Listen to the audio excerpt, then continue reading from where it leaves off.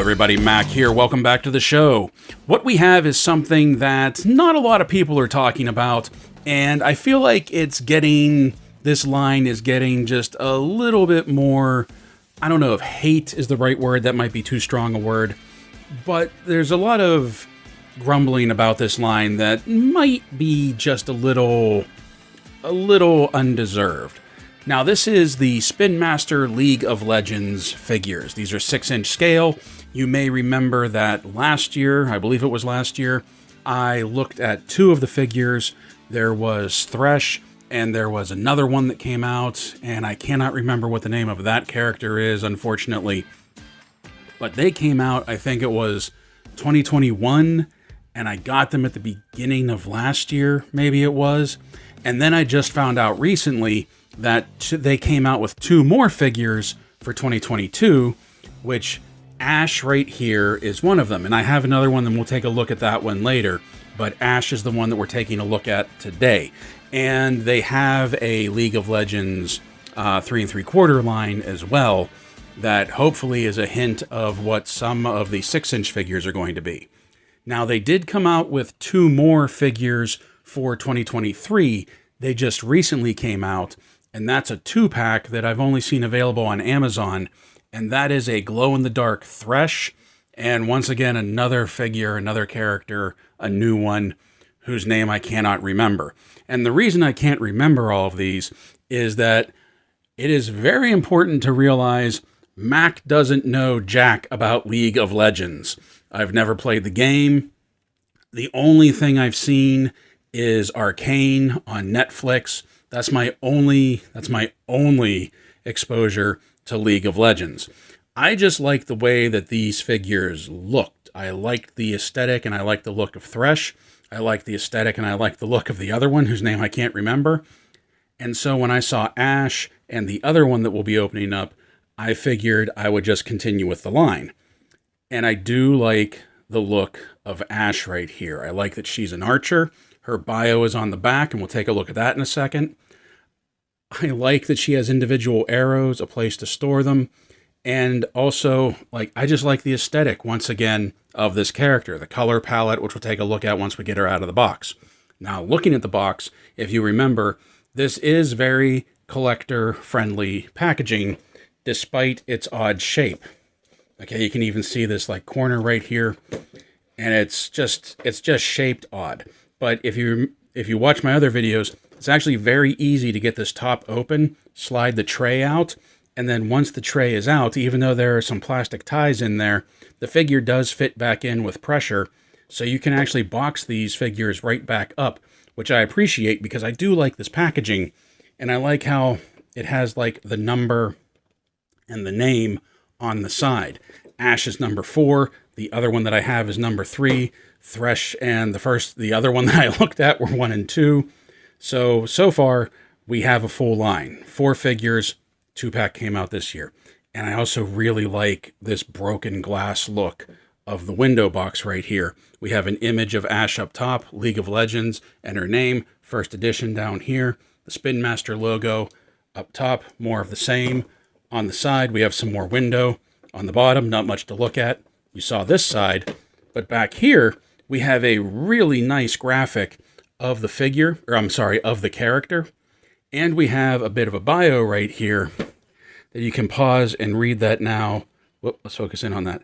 You can pause and read that now if you want. I really like this bio. I wish I knew what a lot of this stuff said, what a lot of this stuff meant. I don't know what the Freljord is. I don't know. Like I said, I don't play the game. I don't know that much about the lore other than what the boxes tell me. So, with that out of the way, let's get this open and let's take a look at Spin Masters, the Champion Collection, League of Legends, Ashe. All right, here she is, Ashe, out of the box, and putting the tape measure to her, we can see that she is approximately 6.5 inches to the top of her head. All right, so as I said before, I am not familiar with League of Legends. I don't play the game. I don't know much about the lore. But having said that, there's already a few things about this figure that I can see fans being kind of upset about. Let's start with the face sculpt. The face sculpt isn't bad. This is actually the first human we've seen for this line. Thresh, obviously, is some sort of death demon, and the other one, whose name I still cannot remember, is wearing a mask. This is the first human face portrait that they've done on these figures. And I have to say, it's not bad. It's a little bland. It could definitely use some detail, but I think the eyes even are done very well. I like the shape of them. I like the look of them. Normally, I'm not a big fan of side-eye, but seeing as how she's an archer, I can understand like wanting to do the angled eyes like she's looking down the bow whenever she holds it up.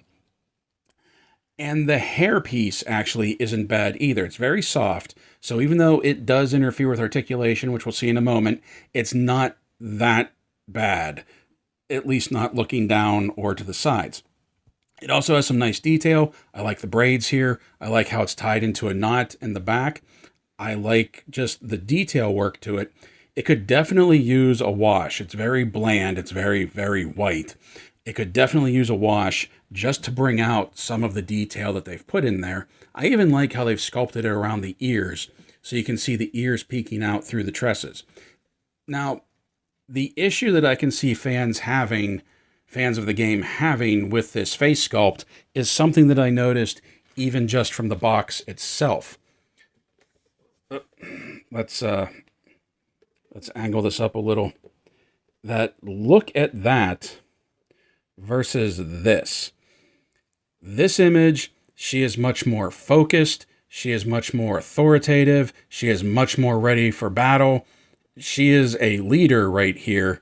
This is very anime, very elven, very not this. I feel like her features are even sharper and more angled than what we see right here. So I'm not entirely sure. I'm not entirely sure this is a good representation of this. I don't know. That might just be personal opinion. Let me know what you think about that. The other issue is when I acted like I was holding the bow up, you'll notice that I held it up with her right hand. That's wrong. I know that just from the videos that I saw of her when I was looking her up, that she is actually right-handed, so she should be holding the bow with her left hand and drawing with her right. They've switched it, and that is a little annoying because even the artwork on the box, I'm not going to pull it back up, but even the artwork on the box shows her holding the bow in her left hand. Now she has to hold it in her right hand, and I can see fans being a little upset about that. I mean, something simple like that. Come on, Spin Master, you're better than that, aren't you? The rest of the sculpt is all right. I like the coloring. I definitely like the gold coming through. I think they did a really good job with the gold. It looks fairly metallic. It has a little bit of swirly twirly right here, swirly twirly right here down on her boots. I like the gold right here on her thighs. I like the gold in the skirt and on the bracers right there. I think that looks pretty good. Her waist is a little narrower than what I was hoping it would be, especially since she has a wider torso down here. And also, you can see the seam line here on the front of her arms. Oh, come on, focus. See that? You can see the seam line there on her arms. That's a little sloppy. I'm not a fan of that. I thought we were done with that. On the back, not much to look at here, just a little bit of detail here in the leather. And yeah, oh, she keeps going out of focus. Sorry about that. Also, her feet are uneven. She's very difficult to stand, especially once you put all of her accessories on. Oh my gosh. She's very difficult to stand up, especially once you put all of her accessories on her. You can see right there, it's not good. It's definitely not good. Now, let's take a look at the articulation here. And as I said, the hair does get in the way for whenever you're moving her head around. Now, she can't look up at all. She can look down, sort of.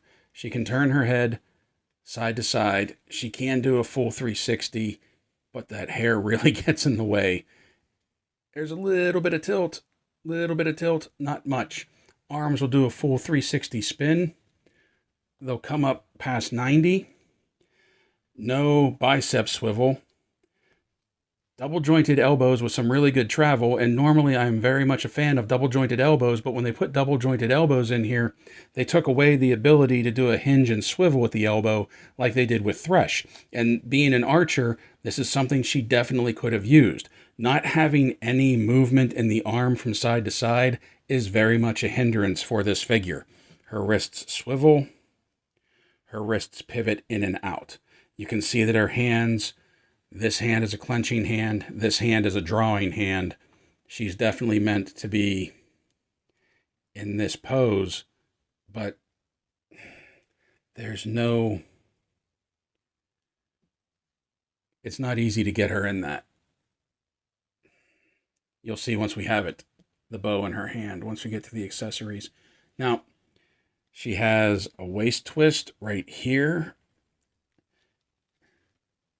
She rocks back a little. She doesn't rock forward at all. There's no side to side going on here. Just a little bit of backwards. And you can see when she does that, that there's a gap in the torso. The skirt is split in the back, and they did that to try and help with the traffic coning. That the legs, you have to fight it a little bit, but the legs will come up to there. They'll go back. They come out to the side.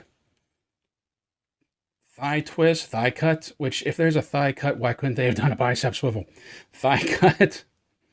Double jointed knees with some decent travel to them. Ankles twist. Ankles rock back. Those detents are deep. I'm sure you can hear that. Ankles rock forward. But there is no side-to-side ankle rock at all. Something that I almost forgot when we were looking at sculpt, articulation, and paint is this right in here. What is this? What is this, Spin Master? You did this whole arm sleeved in sort of like an archer's glove, but you left the elbow the same piece that's over here. You left it flesh-toned, and then it's flesh-toned on the inside where the hinge is at. This should be this color. Look, even one of the pins is that color. Come on. You can do better than that. Now, when you were looking at her in the box, you probably noticed she was wearing a hooded cloak, and that is what we have right here. It is a heavy plastic, and it's hard goods, and I don't mind that so much, because I think they did a good job. Let's bring it up. I think they did a good job with the fur lining. I think they did a good job with the emblem back here, the gold trim once again. I think they did a good job with sort of like quilting it right here, giving it that look that it is laying across her shoulders. I like the shoulder pads. I like what they did with the hood. I like how it has this little peak right here, very Raven, and even has the clasp right here. And it is fairly easy to just get it down over her like so. The problem is, and the reason why I didn't leave it on her when we were doing the measuring, is that with those feet, of course, she's going to make a liar out of me now. Anyhow, as I was saying, with those feet, the cloak is very heavy. Apparently, I did a better job of steadying her than I thought I did, because originally the cloak being very heavy, it was weighing her back with those bent feet. But it looks like I might have fixed that, unbeknownst to myself. But there you go. That's what she looks like wearing it. And I wish the hood was a little deeper, to be honest. Like, that is the back of her head right there. I wish the hood came forward a little bit more. I don't know, maybe not. Maybe that's good. I do like how this one stray tress, I didn't even notice that, how whenever the hood is up, it does look like it's being a little bit wind blown because it's not caught, it's not trapped underneath the hood. I think that looks pretty cool.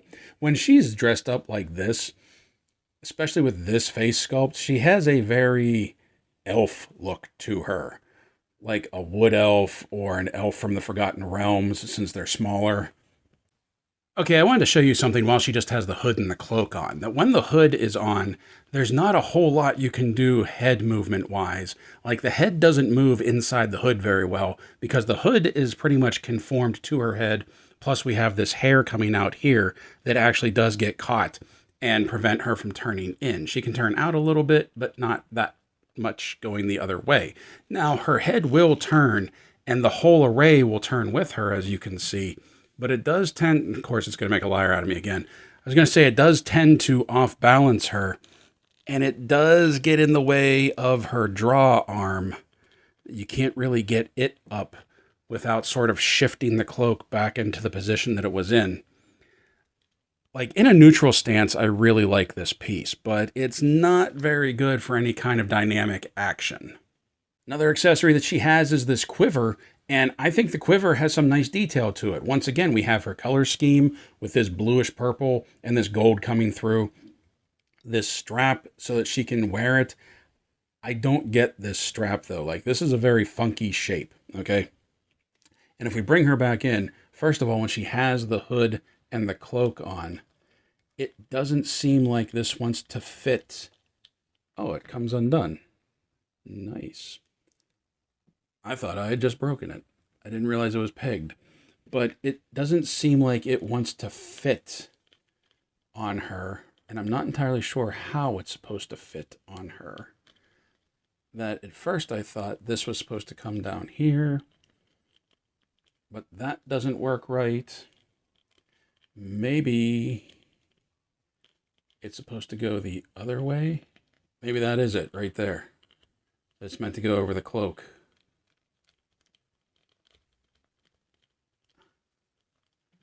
So that the arrows come off that shoulder. But that also seems wrong. Because if she's drawing with this hand, the arrows should just be back here sticking out.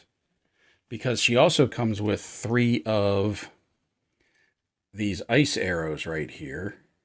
And they do all fit in the quiver. And they look good. And she can hold them in there. And it looks cool with them coming up out of the quiver. It looks cool coming up off the shoulder. But they should be coming out right there. Maybe that was right the way I had it on the first time. I'm not sure. Maybe it's not meant to be put on with the cloak on. I don't know. Let's take the cloak off and take a look. Okay, so even with the cloak off, it still doesn't fit with it coming up off of the other shoulder. It still doesn't fit right coming up off the other shoulder. But with the cloak off, it's just way too loose. It doesn't sit right on her. So this is definitely, see how loose that is? Yeah, that's not going to stay. This is definitely meant to be on her while she's wearing the cloak, so she can have everything on all at once.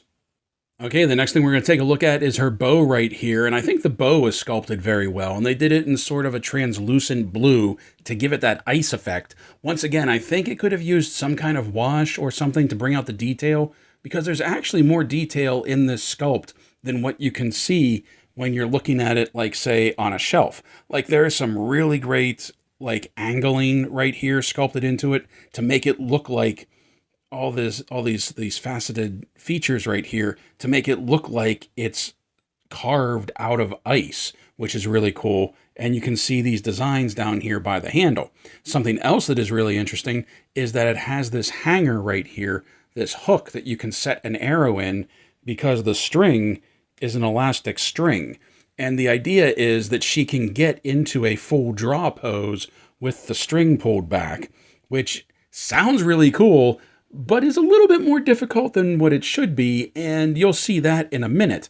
Let's just set this down with her for now, because something else we're going to take a look at is this big horking arrow. Now you can see that this is obviously bigger than the arrows that she carries in her quiver. You can see a definite size difference right there. Let's put that back in there. Now, I don't know much about the game, but I did do a little bit of research on this character when I was getting ready for this. And I know this is sort of like her powered up, her ultimate attack. I think it's called like Sapphire Missile or something like that. You can see that there's a little bit of notch back here in the fletching where you can actually put the string into it. And I think it's cool that they included this, and I think it's cool that it's capable of actually fitting in the bow. What's not cool is that you can see mine already has some stress just from being in the box right there. Like, this is going to break at any given moment. I mean, you can just argue that it just makes it look like ice, which I think her arrows are formed of ice. I'm not entirely sure about that. But to me, that's a breaking point. So the question is, can she get into a full draw? And the answer is yes. Yes, she can, as you can see right here. It's not necessarily a full draw. It's not as back as far as her arm would be. But physics, no matter what, is going to hamper us. Plastic doesn't move like the human body does. We know this.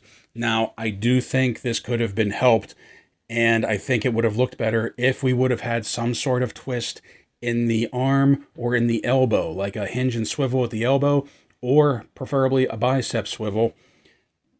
But I am impressed that she can get into this position. Also, the hood hampers her head movement and her shoulder movement. So I'm imagining she could get into a more natural look, like actually looking down the arrow for the aim if we take the hood and the cloak off. But it took me far too long to get her into this position as it is that I'm not going to try that again. And that's the other issue that I have with it, that these grip fingers right here that are meant to hold the string, they do a very good job, but it's kind of a delicate balancing act when to get her into this position, to get her to hold the fletching and the string at the same time. It takes a little bit of patience, but once you get the hang of it, I feel like you'll never not be able to do it again. See, now, because I played around with her, she wants to fall over. There we go. So there she is. Ashe can do a full draw, and I kind of got to give respect for that. And finally, the last thing that she comes with is this League of Legends figure stand that we've seen come with the figures before, and as I said before, I really like this stand. I like the L carved into it, 1 foot peg.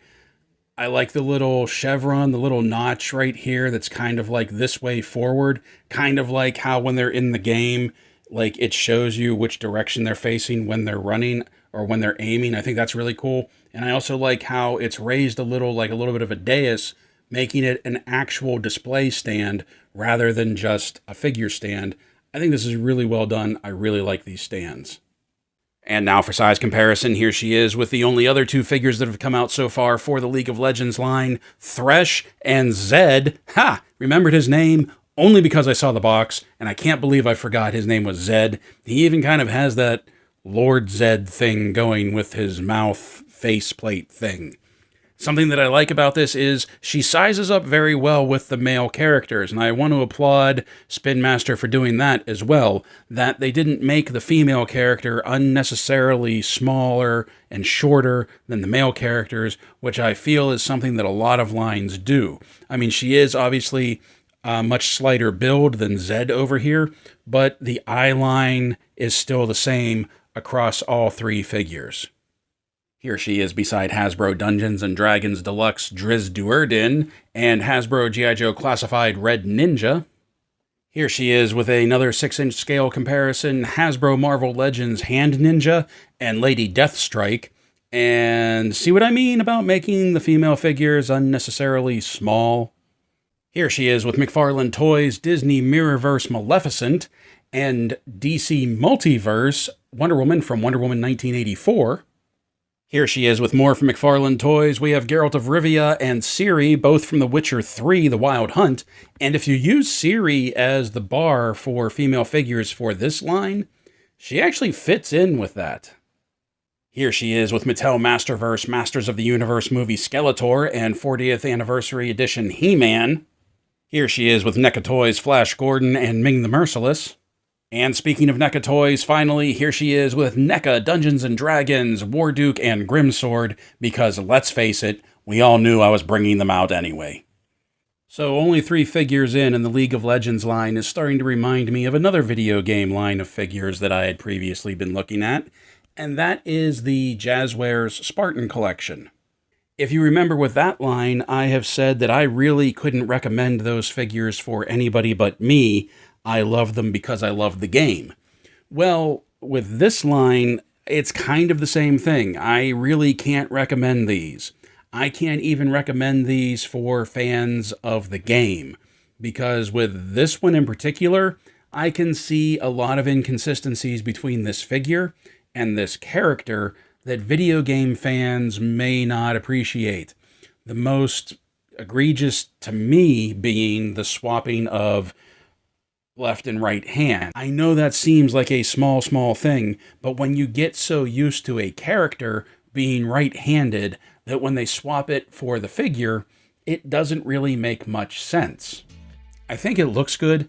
I do think it looks good. I think that the coloring, I think that the sculpt of her outfit looks good. I think that the coloring of the outfit looks good. I like the cloak. I like the hood.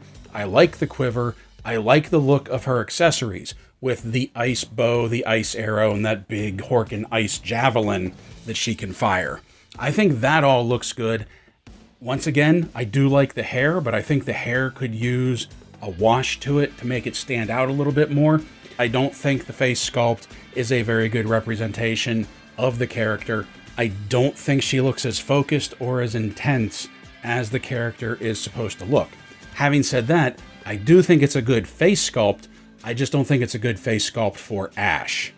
I also like the elastic string on the bow. I don't know how long that's going to last, when it will start to loosen, when it will just snap, but while it's there, I think that's a pretty nice touch. Also having the clip that you can knock that big Horkin javelin, that big ice missile on the bow, that's a nice touch as well.